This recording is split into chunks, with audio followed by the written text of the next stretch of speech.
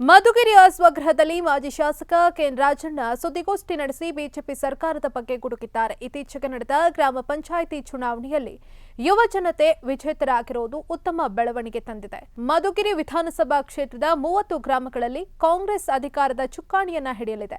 JDS ಪಕ್ಷ ಅಸ್ತಿತ್ವ ಉಳಿಸಿಕೊಳ್ಳಲು ಬೆಳಗ್ಗೆ ಒಂದು ಮಾತು, ಸಂಜೆ ಒಂದು ಮಾತು ಆಡಿ ದ್ವಿಮುಖ ನೀತಿ ಅನುಸರಿಸುತ್ತಾ ಇದ್ದಾರೆ. ಇನ್ನು ರಾಜ್ಯದ ಬಿಜೆಪಿ ಸರ್ಕಾರ ವಿರೋಧ ಪಕ್ಷಗಳ ಶಾಸಕರಿರುವ ಕ್ಷೇತ್ರಗಳಿಗೆ ಅನುದಾನ ಬಿಡುಗಡೆ ಮಾಡದೆ ಮಲತಾಯಿ ಧೋರಣೆ ಮಾಡ್ತಾ ಇದೆ. ಚುನಾಯಿತ ಜನಪ್ರತಿನಿಧಿಗಳು ಅವಧಿಗೂ ಮುನ್ನವೇ ರಾಜೀನಾಮೆ ನೀಡಿದರೆ ಮುಂದೆ ನಡೆಯುವ ಉಪಚುನಾವಣೆ ಖರ್ಚು ವೆಚ್ಚಗಳನ್ನು ಅವರೇ ಭರಿಸುವಂತೆ ಚುನಾವಣಾ ಆಯೋಗ ಸರ್ಕಾರಕ್ಕೆ ಶಿಫಾರಸು ಮಾಡಲಿ ಎಂದು ಕೇಂದ್ರಕ್ಕೆ ರಾಜಣ್ಣ ಒತ್ತಾಯಿಸಿದ್ದು, ಬಡ ಹಾಗೂ ಕೆಳವರ್ಗದ ಜನರ ಬಗ್ಗೆ ಕಾಳಜಿ ಇಲ್ಲದ ಸರ್ಕಾರ ಬಿಜೆಪಿ ಸರ್ಕಾರ ಅಂತ ಕಿಡಿಕಾರಿದ್ರು.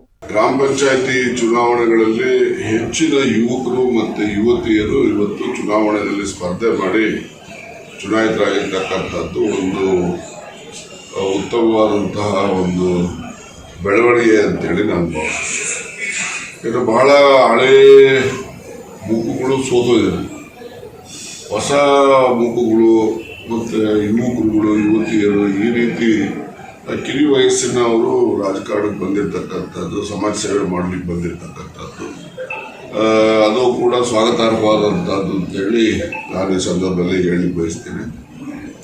ಮತ್ತು ತಾಲೂಕಿನಲ್ಲಿ ಅಂಕಿ ಸಂಖ್ಯೆಗಳನ್ನು ನನಗಿನ್ನ ಹೆಚ್ಚು ನಿಮಗೆ ಗೊತ್ತಿದೆ, ಇನ್ನೊಮ್ಮೆ ಈಗ ನಾನು ಕೊಡ್ತೇನೆ.